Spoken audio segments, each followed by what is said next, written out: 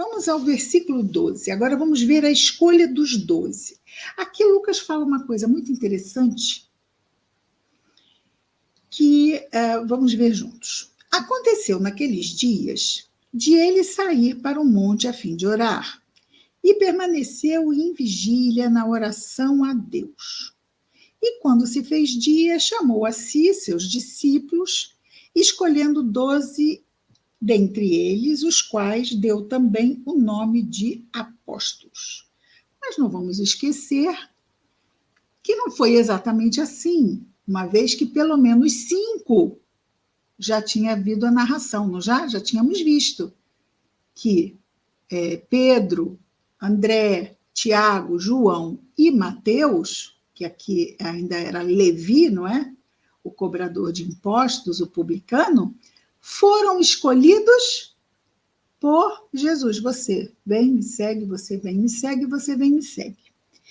Então, quando ele diz, estavam todos ali,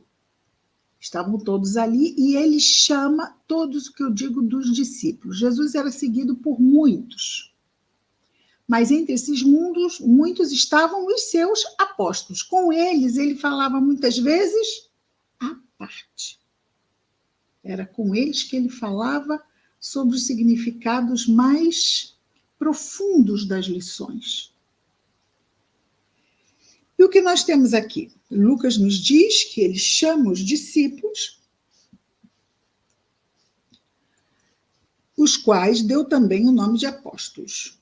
Ele diz que dá a entender aqui, Lucas, que naquele momento, ele diz exatamente assim, escolhe 12 entre eles, como se já não os estivesse escolhido. Não parece isso? Escolhendo 12. Mas ele já não tinha escolhido 5? Ele poderia dizer escolhendo 7, já que 5 já foram escolhidos.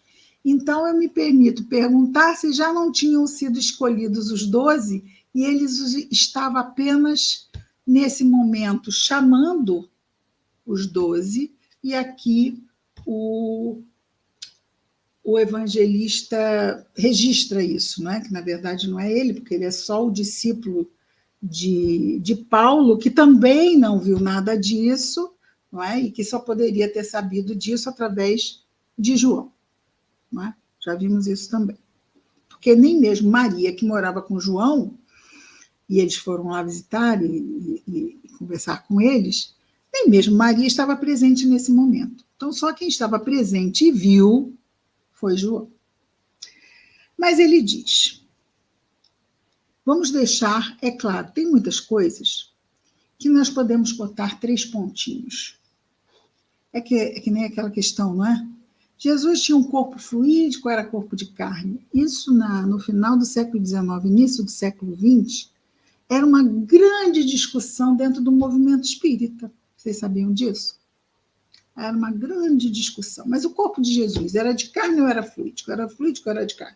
Aí tinha uns que pensavam que era... Olha, tinham vários livros que saíram dentro do movimento espírita brasileiro sobre isto. Hoje já superamos isso. Nós vemos o seguinte, e no Evangelho segundo o Espiritismo, Kardec destaca isso, que existem questões que podemos dizer, Maria era virgem, não era virgem, o corpo de Jesus era fluídico, era de carne, mas essas são questões o quê? Secundárias, isso não nos detém. Não é? Ele escolheu os 12 aqui, ali, acolá. O fato é que ele escolheu os 12. Não é? E Kardec nos diz o quê? Que é importante nos focarmos no essencial. O que é essencial? São os ensinos morais. É isto. Os ensinos morais. Sobre isso, não tem contexto temporal, não tem contexto social, porque Jesus não fala a espíritos encarnados. Jesus não fala ao homem, Jesus fala ao espírito imortal. Então, ele está falando aqui. O encarnado está aqui, não é? Em termos de abrangência de consciência. Então, vejamos aqui. Versículo 14. Aí ele vai nominar os apóstolos. Simão, a quem também deu o nome de Pedro, e André, seu irmão. Tiago e João. Filipe e Bartolomeu. Mateus e Tomé. Tiago, filho de Alfeu, e Simão, chamado Zelote. Então, tinham dois Simão. Um ficou sendo Pedro, o outro era Simão, o Zelote. Judas, filho de Tiago, e Judas Iscariote, que o entregou. Então, tinha dois Simão, dois Judas. Os nomes não tinham muita variedade naquela época, não é? Então, já vimos os nomes, certo?